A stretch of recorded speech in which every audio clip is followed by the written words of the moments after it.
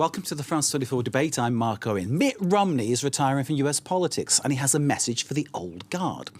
The former presidential contender says it's time for a new generation of political leaders. Romney had both Joe Biden and Donald J. Trump in his sights when he said this, but also a lengthy list of other aging representatives and senators.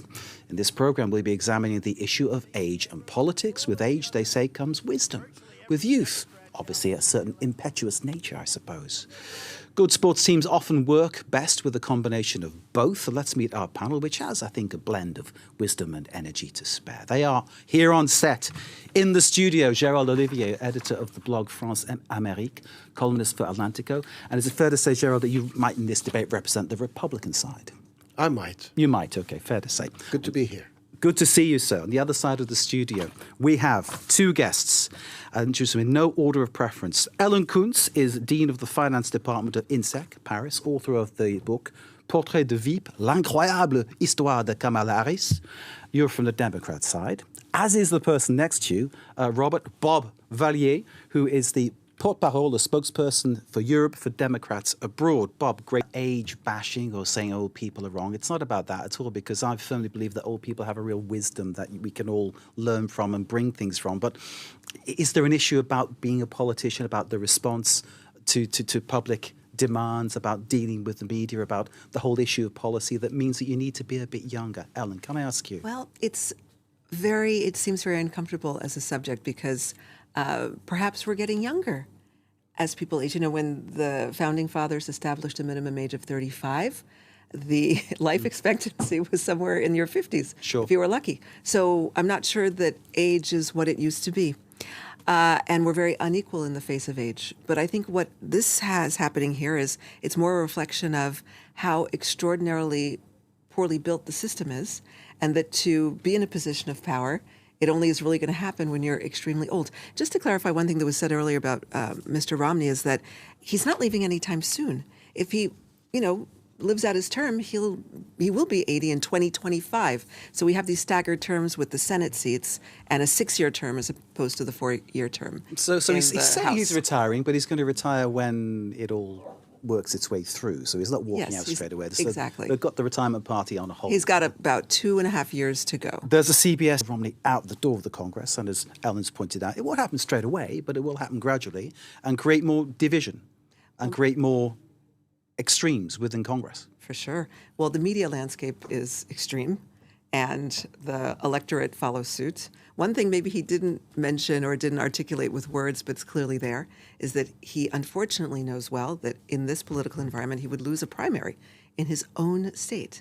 And there are MAGA Republicans who would beat him in a minute in Utah. And I think that that's probably, given the family history, as you're mentioning, and their real ideology and vision of politics in America. He is still a small d Democrat, and we have to say that more and more, that he believes in the democratic process. Romney's a small d Democrat. He yes. believes in the democratic process. I just thought I'd clarify that in case I misheard you. Yes, no, that is what I said. The entire Congress in the United States in the 50s and 60s was controlled by white Southern Democratic conservatives. And that, at the time, that was the only one-party place in the United States. And so they would get reelected and reelected and reelected. Now it's spread out a little more, but we still have these problems of people getting reelected. I don't think that age is the problem. I think that the structure is the problem. Indeed, and I think that issue about that issue about seniority, Reed, is a very strange one, because I'm reminded of a pop song. The lines went something like this: "Just because he's your elder doesn't mean he's your better." Just because there are proposals on the table specifically for this problem of the Electoral College. It's not a problem. No, there are specifically proposals that are not for the time we're living in now. They're looking out. I know that Andrew Yang put one forward when he was a candidate. Our current director of Department of Transportation, fellow, I forget his name, Pete Buttigieg, they both put forth proposals for it to be amended and therefore becomes the Constitution. It takes a really long process. So you're saying it's in the Constitution, so therefore you're for or against. No, it's in the Constitution. Right. So that's why we have an amendment process. There have been few amendments that have made it through this complex process that require a lot of support, but it's totally possible. That's why ladies like me can vote, because it had to be amended by the Constitution. That's why I'm not working in the field right now, because slavery was amended out of the Constitution. All over the place. I'm sorry? It's the women's vote was not a specifically American issue. It was the world issue. Yeah, but we're talking about European American issue. politics. We're talking about American democracy The point here. is, cities that you control Gerald, through your government, and you want to be able to rule without the other part of America. You know, you guys are so lucky. You have a North and South Dakota. You have more reps than you should have. You have a North and South Carolina. You have more reps than you should have. The day that, you know, Washington, D.C. becomes a state, there's no more Republican Party. There are more. Thank you, Reed. Really interesting what he just said. You know, Always the interesting, lack isn't it? Always. the lack of decorum, the lack of decency. I think that was supposed to be the behavior of old guard senators and Republicans. The ability to work across the aisle was evidence that they had some political maturity and also made enough political friends to be able to work with them. You know, recently the U.S. government debt was just a little bit downgraded by one of the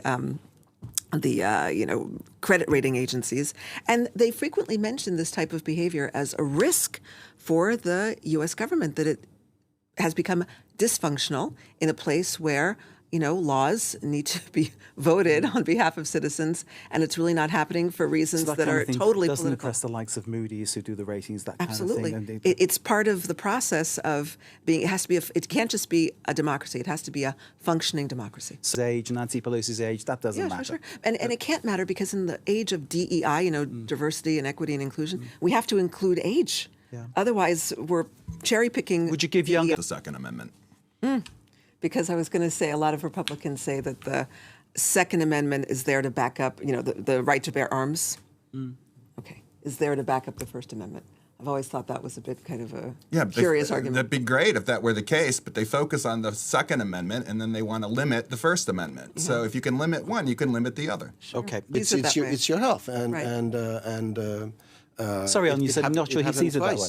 No, I don't think he sees it that way at all. McConnell. Unfortunately, just like Dianne Feinstein, who held up, judicial nominations. You know, I'm from California originally. I was sorry and sad to see that.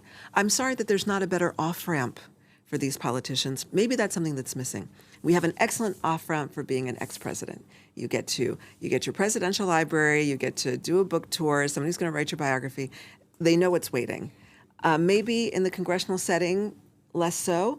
And there's a deep fear about, you know, leaving their job. They kind of Candidates. If I may, Ellen, quickly, go on. Yeah, really quickly. I think it's important to remember take your time. I think it was We'll really steal time important to for you. remember that when Joe Biden was elected, we were in the middle of a pandemic, and everything was Zoomed and everything was online, and he actually didn't physically have to go to 50 states.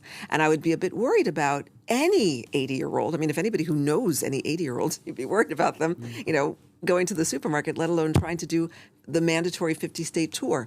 Indeed. So it's really curious to me that people see Joe Biden as old and somehow Donald Trump is young, but okay, I guess these things are tweets. And he was writing tweets and calling into Fox News and eating Big Macs. Yeah. Playing golf. If you want to playing golf as well, playing golf as well. Biden's not out playing golf. He is out riding a bike, and guess what? He fell off a bike. No president has taken deal. as many days of vacation as Joe Biden. Time out, because time is up, everybody. Stop Thank you very much indeed for joining lying. us. Yes, you That's are. the fact That of his one, yes. appointment. Thank you all for joining us. Time is up. Gerald Olivier, editor of the blog France Amérique, columnist for Atlantico. Thank you, sir. Thank you for the to Ellen invitation. Kuntz of the INSEC and author of Portrait de Vie, L'incroyable histoire de Kamala Harris. Thank you very much indeed. Thank you to Bob Vallier, who's the porte-parole or spokesperson of Democrats Abroad. And thank you to the voice of reason, Reed Brody, joining us from Barcelona. Reed, I couldn't have got through this without you. Thank you very much indeed for your voice of reason, your incisive